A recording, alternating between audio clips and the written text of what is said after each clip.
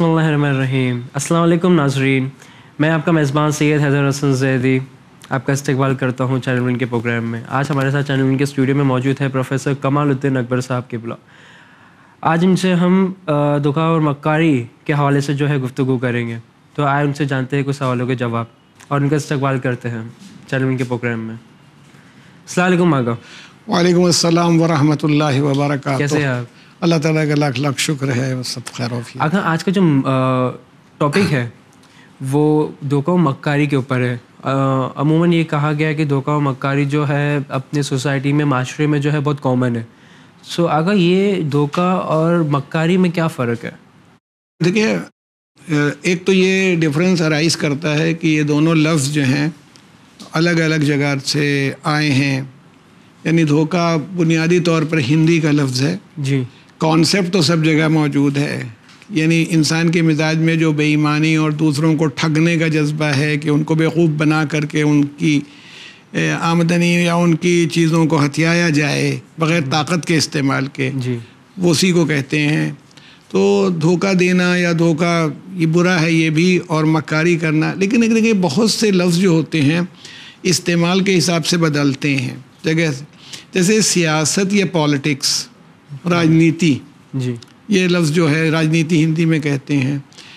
اب یہ بتائیے آج یہ لفظ کتنا خراب ہے بھائی. سیاست نہیں کرو, ہر چیز میں راجنیتی لگا دیتے ہو. پالیٹکس, بھائی وہ تو پالیٹکس کر رہا ہے, جبکہ پالیٹکس کی جو ڈیفینیشن ہے وہ یہ ہے ٹو رن اے گورنمنٹ, ایک حکومت چلانا. صحیح کو پالیٹکس کہتے ہیں. Politics means to run a government, ایک سرکار چلانے کے لیے. اب چونکہ زیادہ تر یہ ہوا کہ وہ خراب معنی میں ہی استعمال ہوا کہ اس میں فراڈ کیے گئے, دھوکہ دیا گیا, جھوٹ بولا گیا, کہ پالیٹکس کا لفظ ہی خراب ہو گیا.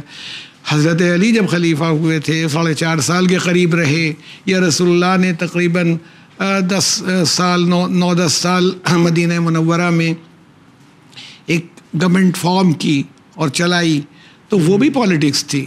لیکن وہ پالیٹکس جو تھی وہ سیاست الہیہ جسے ہم کہیں گے پالیٹکس آف گاڈ ہے. پالیٹکس ہے کہ وہ ایک صحیح نہج پر, یا جناب موسیٰ کا جو سسٹم تھا وہی پالیٹکس تھی. اب وہ صحیح معنوں میں استعمال ہو تو ہے. اچھا, مکاری میں بھی کوئی نہ کوئی ٹرک یا ترکیب یا تدبیر کی جاتی ہے. اچھا, تو وہ ایک جگہ قرآن مجید میں یہ ہے کہ وَمَكَرُوا وَمَكَرَ اللَّهُ, ان لوگوں نے ایک تدبیر کی اور اللہ نے بھی ایک تدبیر کی. واللہ خیر الماکرین, اور اللہ تدبیر کرنے والوں میں یا ترکیب کا استعمال کرنے والوں میں سب سے زیادہ بہتر ہے, کیونکہ اس کے لیے کوئی چیز فیوچر نہیں ہے, سب چیز اس کے سامنے کھلی ہوئی ہے کتاب کی طرح سے, کوئی کیا دعو کرے گا. جی بے شک. تو اس لیے اللہ نے تدبیر کی, اور اس کی بہت سی مثالیں یعنی اگر ڈھونڈی جائیں کہ یعنی سوال یہ ہے ہمارے یہاں بھی جو ڈیفینیشن دی جاتی ہے فراڈ کی, ڈسیپشن یا ڈیسیو کرنے کی جو ڈیفینیشن دی جاتی ہے اس میں یہی ہے there is an intention to deceive. ہاں, کہ دھوکہ دینے کا اس کا انٹینشن ہے. اگر اس کا انٹینشن نہ ہو, انٹینشن ٹو ڈیسیو نہ ہو, تو پھر مثال کے طور پر میں نے پرس سے پیسہ نکالا, اندھیرا ہے, ڈرائیور نے مجھ سے 200 روپے کہے, میں نے نوٹ کھینچا, 20 روپے کا نوٹ نکل آیا, میں 200 کا سمجھ رہا ہوں, اس کو دے کے میں چلا گیا. اور ہم خوشی اظہار کر رہے کہ نہیں مطلب نہیں, اس نے اس کو 200 لینے تھے, 200 ہم نے 20 روپے دیے اور سمجھ بوجھ کے دیے, کہ ہم سمجھ نہیں رہے کہ ہم سمجھ رہے ہیں کہ 200 کا نوٹ ہے, اس کو دے دیا, وہ چلا گیا. اب بعد میں اس نے دیکھا یہ فراڈ نہیں ہے, یہ ڈسیپشن, دھوکے سے نہیں, اندھیرے میں مس انڈرسٹینڈنگ کے بیسس پہ غلطی سے چلا گیا. اور اس کے بالکل الٹا ہو جائے کہ اگر ہم یعنی جان بوجھ کے یہی کام کریں کہ چپے سے نکل جاتے ہیں, کون دیکھنے والا ہے, یا چلو ہم کہہ رہے ہیں کہ ہم ذرا اوپر سے پیسے لے آئیں, وہاں سے کوئی دوسرا راستہ ہے وہاں سے اترے اور چلے گئے, وہ کھڑا ہوا باہر دیکھ رہا ہے, انتظار کر رہا ہے. تو یہ ڈپینڈ کرتا ہے کہ انٹینشن ٹو ڈیسیو. یعنی ایک آئیڈیل سچویشن یہ ہے کہ انسان کو دھوکہ نہیں دینا چاہیے, کسی کو مس یوز نہ کرے. بینگ اے ہیومن, پتہ نہیں اس کو کتنا بڑا نقصان ہو جائے گا, اس سے کیا لاس ہوگا.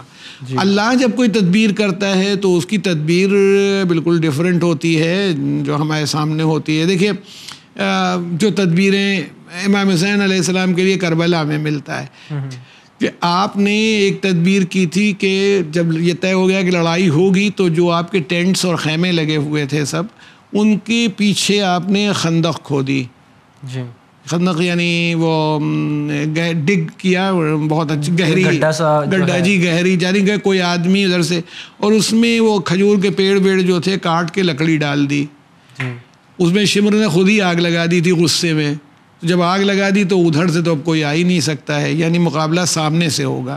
یہ تدبیر ہے، یعنی یہ مکاری یا دھوکہ دہی دھڑی نہیں ہے، اس کو ہم تدبیر کہیں گے. رسول اللہ صلی اللہ علیہ وآلہ وسلم نے بھی احزاب کی جو لڑائی ہے جو جنگ خندق کہلاتی ہے، اس میں جناب سلمان نے سجیشن دیا تھا کہ ہم ایرانی یہ کرتے ہیں کہ دشمن چاروں طرف سے ہمیں گھیر نہ لے، تو ہم ادھر تو مدینے کی آبادی ہے اور پیڑ ویڑ اور باغ ہیں، ادھر سے یہ نہیں آ سکتے.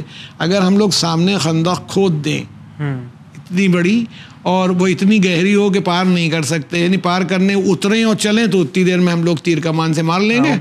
تو وہ پلانڈ ہے، تو خندق کھدی ہوئی تھی.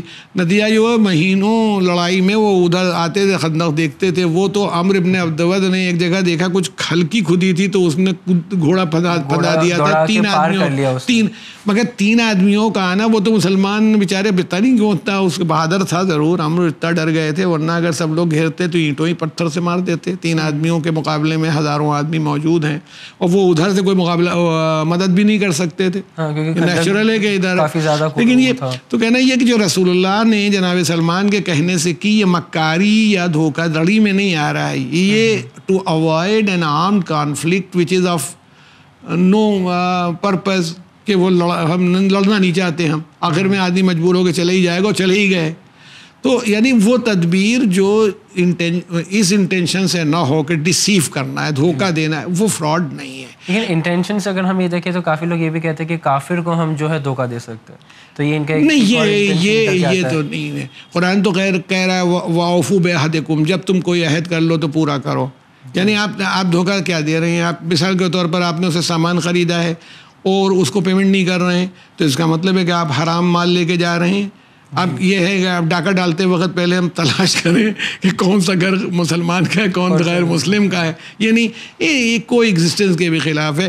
اور پڑوس کے معاملے میں تو رسول اللہ صلی اللہ علیہ وسلم نے کہا 40 گھر کا پڑوس ہے سب طرف، تو یہ تھوڑی کہا تھا کہ مسلمان کا پڑوس ہو غیر مسلم کا پڑوس، ایسا کچھ بھی نہیں ہے. ہیومن بینگ ہے، تو کسی کو دھوکہ دینا اچھا صحیح نہیں ہوگا. وہ کسی کے آدمی کے پتہ نہیں اس کے ساتھ کیا حالات ہوئے ہوں، ہم نے دھوکہ دے کے اس کو غلط دوا دے دی ہے، ایک آدمی مر گیا، وہ لے کے گیا، وہ ہم انجیکشن جو لگانے کا تھا وہ انجیکشن تھا ہی نہیں، ہم نے اپنا کچھ الٹا سیدھا دے دیا، وہ مر گیا.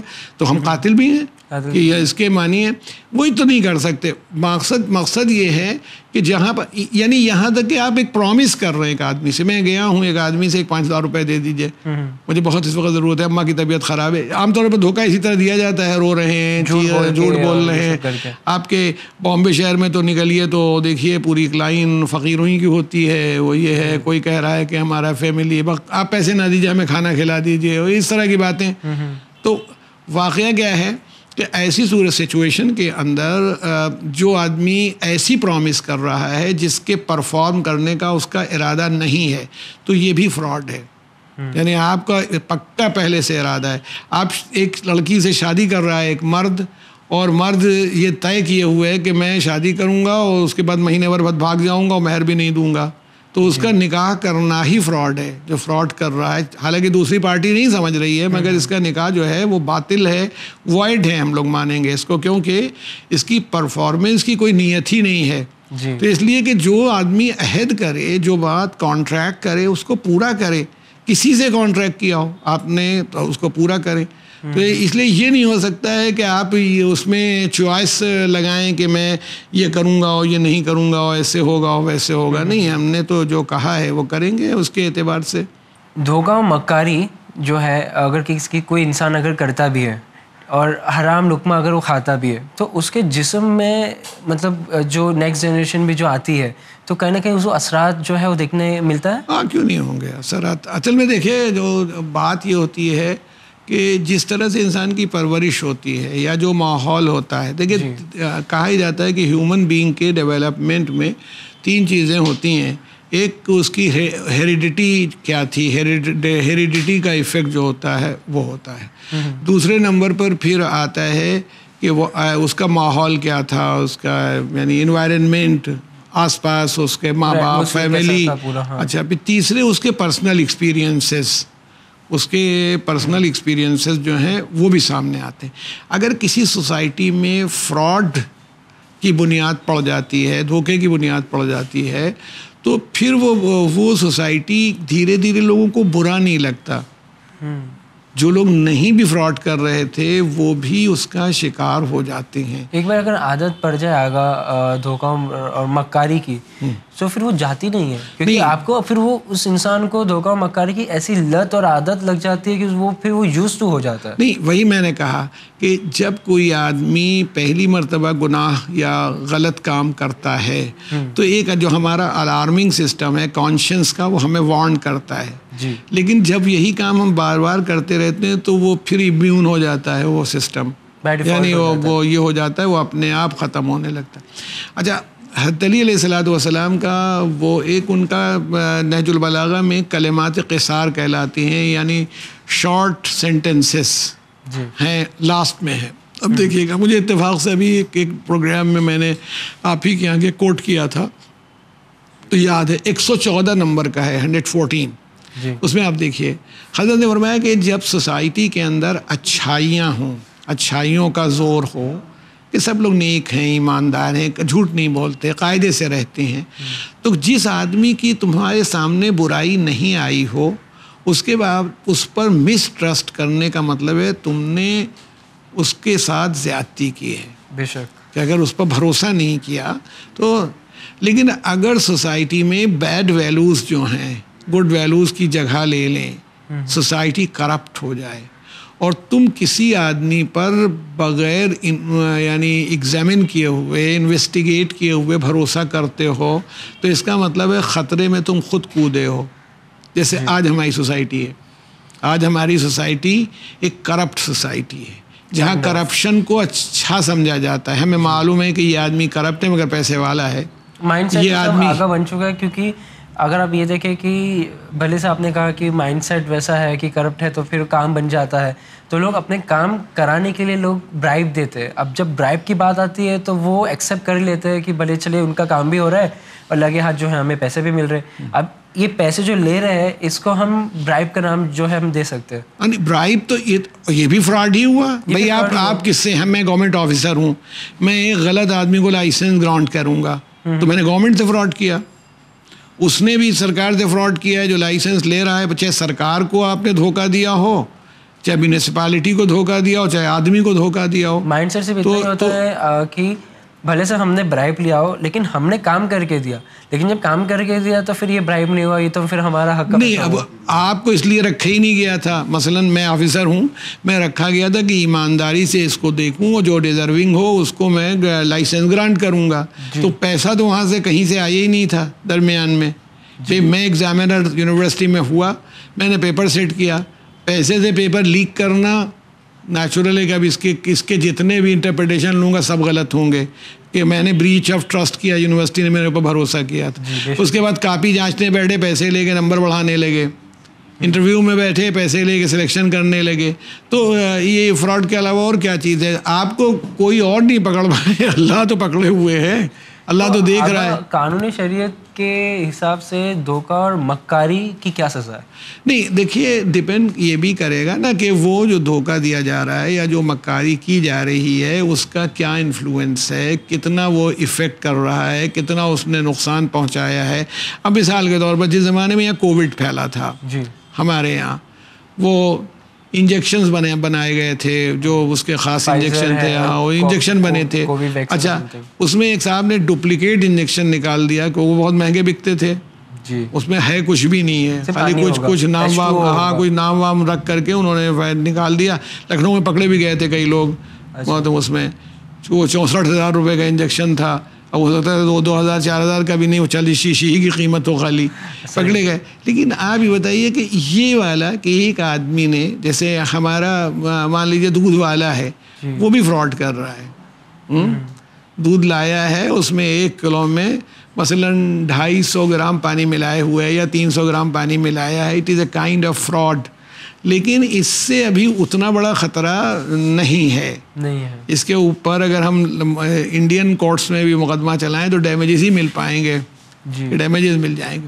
لیکن اگر آپ یہ سوچیے اس انجیکشن میں کسی آدمی کا بھائی مر گیا، کسی کا باپ مر گیا، کسی کا جوان بیٹا مر گیا، تو وہ قاتل ہے. جس نے یہ کام کیا ہے اس نے مرڈر کیا ہے، کلر ہے. ایسی ڈاکٹر ہے، یعنی ڈاکٹر بھی فراڈ کر سکتا ہے. ایک کوالیفائڈ ڈاکٹر ہے، ضرورت نہیں ہے اسٹنٹ ڈالنے کی. خالی درد اٹھ گیا تھا، گیسی کا درد اٹھا، وہ ایگزامن کیا، انہوں نے 3 اسٹنٹ ڈال دیے کہ یہ 80%. اب ہم دیکھنے تو گئے نہیں کہ یہ 80% بلاک تھا یا 70%. ہماری سوسائٹی اتنی کرپٹ ہے، میں آپ سے بتاؤں کہ جب مجھے ڈاکٹر کبھی ٹیسٹ لکھتا ہے تو میں اس کے نام سے کبھی نہیں ٹیسٹ کرواتا ہوں. بالکل انڈیپینڈنٹلی جاتا ہوں کہ یہ نہ ہو کہ یہ فون کر کے پوچھتا ہو کہ کیا لکھ دوں، بتاؤ ڈاکٹر صاحب. یہ بھی بات ہے. یہ ہے، مجھے اتنا ڈر لگتا ہے کہ میں وہ پتہ نہیں کمیشن ہے تقریباً اس 50% کمیشن ہوتا ہے. ڈاکٹر صاحب کو انجیکشن کی وہ رپورٹ کی ضرورت ہی نہیں ہے، انہوں نے کروایا ہے، وہ تو نہ بھی کریں گے، وہ رپورٹ دے گا تب بھی ان کے پیسے پہنچ جائیں گے. مسئلہ تو کہنا یہ ہے کہ جب سوسائٹی میں کرپشن آتا ہے تو نقصانات کتنے ہوتے ہیں. یعنی آپ بتائیے، اچھا خالی یہ نقصان نہیں ہے، اب سوچئے کہ اگر یہ نقصان ہو کہ ہمارے فائٹرز خریدے جا رہے ہیں کسی ملک سے، آ رہے ہیں، ہمارے پاس ایگریکلچرل اکوپمنٹ لائے جا رہے ہیں، یعنی جو ڈیولپمنٹ آف دا کنٹری کے لیے ہیں، اور اس کے اندر اب اس کا نقصان جو ہوتا ہے پوری سوسائٹی کو ہوگا. ابھی تو خالی ہمارا تھا کہ دودھ میں پانی ملا ہوا تھا، اب یہ اور بڑا ہوا. تو یعنی آپ کوئی ایک سزا نہیں تجویز کر سکتے. اس میں وہ ہے اسلام کا جو اصل کانسیپٹ ہے اس میں یہ ہے کہ لا تفسدوا فی الارض، زمین میں فساد نہ برپا کرو. یعنی زمین میں، یعنی جو لوگ رہتے ہیں، جو ہمارا سسٹم ہے، اس کے اندر اس کو کرپٹ نہ کرو. فساد کا مطلب ڈنڈا چلنے سے بھی فساد ہوتا ہے، چاقو مارنے سے بھی ہوتا ہے، لیکن یہ بھی ہے کہ ڈپلیکیٹ دوائیں بیچنے سے بھی فساد ہوتا ہے. لیکن آگا ابھی جو ماڈرن ایرا ہے، آپ اسے اچھے سے سمجھ سکتے ہیں کہ جو ای فراڈ جو ہوتا ہے، جیسے الیکٹرانک آئٹم سے جڑی ہوئی جو کہانیاں ہم تک آتی ہے کہ کسی نے ہیک کر لیا، کسی نے پیسے اڑا دیے، یہ فراڈ ہے. یہ فراڈ ہے. لیکن پھر جو اس میں جو ایکسپرٹ ہے، چاہے کسی بھی سافٹ ویئر کے ذریعے سے انہوں نے یہ پن نکال لیا ہو یا کوئی بھی ایکٹیویٹی انہوں نے کیا ہو، تو پیسے تو یہ لوگ لے لیتے ہیں. تو اب یہ لوگ ظاہر بھی نہیں کرتے کہ کچھ ہوا ہی نہیں ہے، ایز اف تو چلو یہ تو الیکٹرانک فراڈ ہے، ای فراڈ ہے، اس میں کچھ بھی نہیں ہوتا ہے. تو ای فراڈ کو پھر آپ کیسے ڈیفائن کریں گے؟ نہیں دیکھیے، ہم نے کہا تھا کہ وہ شاید شروع میں آپ سے بات آئی تھی، پھر ریپیٹ کیے دیتا ہوں کہ ہمارا سیکشن 17 ہے جی، انڈین کانٹریکٹ ایکٹ جو ہے ہمارا، اس میں ایک سیکشن 17 ہے، ایک سیکشن 18 ہے. 17 جو ہے فراڈ کے لیے، 18 مس ریپرزنٹیشن کے لیے، جو ایگریمنٹ کو وائڈ کر دیتے ہیں، وائڈیبل کرتے ہیں کہ اگر پارٹی کو معلوم ہو جائے تو وہ اس کو. تو اس میں جو انہوں نے فراڈ کی قسمیں بتائی ہیں، اس میں لاسٹ یہ رکھا ہے any other act fitted to deceive. کوئی بھی ایسا کام جس سے دوسرے کو دھوکہ دیا جا سکتا ہے. اب وہ ای فراڈ ہو، وہ جنرل فراڈ ہو، وہ دوا میں ہو، وہ سب جگہ پر وہ فراڈ آ سکتا ہے. تو کوئی بھی ایکٹ جو فراڈ کے انٹینشن سے کیا جائے گا، جس دھوکہ دینے کے، دھوکہ دھڑی کے انٹینشن سے کیا جائے گا، اس کو ہم لوگ فراڈ ہی مانیں گے. اب اس کا امپیکٹ کتنا ہے بھئی، یہ امپیکٹ ایسا بھی ہو سکتا ہے کہ اس کو ہم یہ سمجھیں کہ یہ ایک طرح سے گورنمنٹ کے خلاف بغاوت ہے. جی، یہ بھی مانا جا سکتا ہے کہ بھئی اس میں جو بیچ میں درمیان میں ڈیلنگ ہوئی تھی، اس سرکار کا تختہ پلٹ دیتی گورنمنٹ کا، تو بغاوت ہوئی. ایسا بھی فراڈ ہو سکتا ہے کہ ایک آدمی سے میں نے کہا دودھ میں اس نے خالی پانی ملایا ہے، تو ہمارا دودھ جو تھا وہ ہلکا ہو گیا، تھوڑا سا لاس ہو گیا. تو یہ ویری کرتا ہے کہ اس نے نقصان کتنا پہنچایا. پھر نقصان پہنچایا تو انڈیویجول کو پہنچایا یا سوسائٹی کو پہنچایا. ان دونوں سے بات یہ طے ہوگی کہ فراڈ ہوا اور کتنا ہوا، تو اسی کے حساب سے پھر اس کی سزا ہوتی ہے. یعنی دیکھیے، اسلامی شریعت میں ایک اصول یہ ہے کہ ایک ڈویژن پنشمنٹ کا ہے. ایک کہلاتے ہیں تعزیر اور ایک کہلاتی ہے حد. حد کی جمع ہے حدود اور تعزیر کی جمع ہوتی ہے تعزیرات. اسی لیے وہ انڈین پینل کوڈ جو ہے پرانا والا، اب تو بدل گیا تھوڑا سا کچھ اس کا نام، تو انڈین پینل کوڈ کو تعزیرات ہند کہا جاتا تھا. تعزیر جو ہے, تعزیر میں جج کے پاس ڈسکریشن ہوتا ہے, 25 کوڑے مار دے, خالی کان امیٹ کے چھوڑ دے, کہ ڈانٹ ڈپٹ کے تڑی پار کر کے چھوڑ دے. یہ ہے حدود جو ہوتی ہیں, حد جو پرسکرائبڈ ہے. اگر 100 کوڑے پرسکرائبڈ ہیں تو وہ 99 نہیں رہ سکتا, نہ 101. یہاں تک کہ 100 کوڑے جب مارے جاتے ہیں, جیسے ایڈلٹری میں اور فورنیکیشن میں ہمارے یہاں سزا ہے کہ اگر وہ بیچلر ہے, شادی شدہ نہیں ہے, اور اس میں وہ کلیئر ہو گیا, 4 گواہ ہو گئے یا ایگزیکٹلی اسٹیبلش ہو گیا, تو 100 کوڑے مارے جائیں گے. تو اگر مر بھی جائے, حضرت علی نے کوڑے لگا رہے تھے, کوئی مر گیا تھا 60-70 پر, تو آپ نے اس کی ڈیڈ باڈی پر مارے, تو لوگوں نے کہا کہ اب تو مر گیا ہے. تو آپ نے فرمایا کہ بھائی اگر نہ ماریں گے تو قیامت کے دن پیٹا جائے گا, تو کم سے کم یہاں کی سزا تھے, وہاں کی میں چھٹی تو پا جائے. تو حد کے اندر تو ڈسکریشن نہیں ہوتا ہے, لیکن تعزیرات میں ڈسکریشن ہوتا ہے. تو ویسے ہی حد, جیسے مان لیجئے فورنیکیشن کی ہے, چوری کی ہے, بہت سی چیزوں کے حدود اللہ نے مقرر کر رکھے ہیں, جس میں نبی کو بھی اختیار نہیں کم زیادہ کر دے. تو وہاں پر فراڈ میں یہ ہے کہ یہ جج کا ڈسکریشن ہوگا کہ وہ میگنیچیوڈ آف ڈینجر کو دیکھتے ہوئے اور میگنیچیوڈ آف ڈیمیج کو دیکھتے ہوئے طے کرے گا کہ کیا سزا دی جائے اس آدمی کو, اس کو کیا جو سزا اس کی سمجھ میں آئے گی وہ دے گا. لیکن یہ کہ اپنے آپ میں لیگیلٹی ہے, انڈین لا سے بھی یا جنرل لا سے, ہر ملک کے یہ لیگیلٹی ہے, اور اسلام کے قانون سے بھی ہے کہ یہ انسان کی کمزوری بھی ہے کہ وہ اللہ پر بھروسہ نہیں کرتا اور اس کے بندوں کو نقصان پہنچاتا ہے, اور اس طرح کی بات کر رہا ہے کہ جو اس کا حق نہیں ہے دوسرے کا حق چھین رہا ہے. یوں ہے. اور دھوکہ مکاری کو پہچاننے کے لیے کوئی خصوصیات میں نے تو آپ سے کہا, علی کا قول یہ تھا نا کہ جب سوسائٹی کرپٹ ہو جائے تو بالکل پولیس بن جاؤ, کہ کسی پہ بھروسہ ہی نہیں کرو جب تک تم اس کے اوپر یقین نہیں حاصل کر لو. ہمارے یہاں تو بہت سی بستیاں ایسی مشہور ہیں کہ جن کے پاس یہ ای فراڈ ہوتا ہے. وہ بیٹھے ہوئے خالی یہاں سے کینیڈا ہو, امریکہ, کبھی لڑکی کی شادی ہو رہی ہو, ہم سید ہیں, ہم عابدی ہیں, ہم زیدی ہیں, ہم نقوی ہیں, یہ سب کرتے رہتے ہیں, اور ہمیں اتنی ضرورت ہے. تو وہ شام تک 100-150 آدمیوں کو ٹرائی کرتے ہیں, تو ایک آدھ کوئی پھنسی جاتا ہے. اپنا ان کا یہ اسکیم چلتا رہتا ہے. تو وہ سب مثلاً یہ نہیں ہے کہ وہ اچھا جن کو وہ ٹھگ رہے ہوتے ہیں ان کو یہ بھی اس تھیوری سے بھی نہیں کہ غیر مسلم ہے, وہ اپنے ہی کمیونٹی کے آدمی کو ٹھگتے ہیں اور ٹھگ کے چلے جاتے ہیں. تو آپ پھر ایسے موقع کے اوپر پہچاننے کا طریقہ یہ ہے کہ جب تک اس کی ایمانداری آپ کو یقین کی منزل میں نہ آ جائے, اس کو بے ایمانی سمجھ کے چلیے کہ یہ آپ سے مانگ رہا ہے, کوئی گڑبڑ کر کے آیا ہوگا, تو آپ اس کی فائل کھولیے اور آگے بڑھیے. صحیح. تو اگر ہمارے پاس اور بھی ایسے سوالات تھے, بٹ وقت کی کمی کی وجہ سے انشاءاللہ ہم اگلے ایپیسوڈ میں جو ہے وہ کور اپ کریں گے. اور آپ کا بہت بہت شکریہ کہ اگر آپ نے وقت نکالا اور چینل ون کے پروگرام میں جو ہے آپ شامل ہوئے. آپ کی کافی مصروفیات تھی, بٹ پھر اس کے باوجود بھی آپ نے وقت نکالا. لوگوں کی محبت ہے, اور ہم کو یہاں آ کے آپ کے ساتھ کام کرنے میں بہت خوشی محسوس ہوتی ہے. پروردگار عالم آپ سب کو صحت و سلامتی کے ساتھ رکھے اور آپ کی توفیقات میں اضافہ کرے.